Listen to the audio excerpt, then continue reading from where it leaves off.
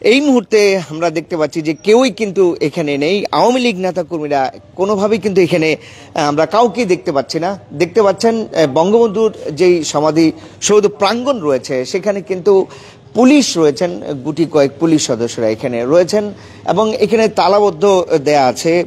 এই বঙ্গবন্ধুর যে সমাধি প্রাঙ্গণটি রয়েছে এখানে অনেক কাউকেই আমরা কিন্তু এই সমাধিস্থলে আসতে দেখিনি, যে শ্রদ্ধা জানাতে, বিজয় দিবস উপলক্ষে শ্রদ্ধা জানাতে কিন্তু আমরা কাউকে এখন পর্যন্ত কাউকে আমরা দেখিনি।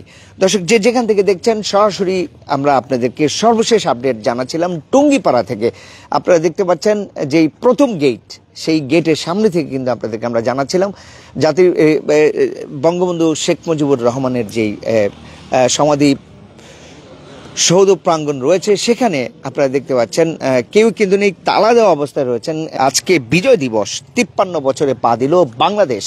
সেই ক্ষণে, সেই একটি মুহূর্তে আমরা কিন্তু আওয়ামী লীগের যে একটি প্রোগ্রাম ছিল এখানে, সেটি কিন্তু আসলে স্থগিত করা হয়েছে। এখানে একটি পুরস্কার বিতরণী অনুষ্ঠান ছিল, আমরা যতটুকু জানতে পেরেছি, আমরা কথা বলেছি, কিন্তু এখানে পুলিশ এবং নিরাপত্তা কর্মীরা কিন্তু আসলে বন্ধ করে রেখেছেন, তালাবদ্ধ করে রেখেছেন এই আজকের এই সমাধি যেই প্রাঙ্গণটি রয়েছেন বঙ্গবন্ধু শেখ মুজিবুর রহমানের, সেটি আপনারা দেখতে পাচ্ছেন একদম তালাবদ্ধ অবস্থায় রয়েছেন।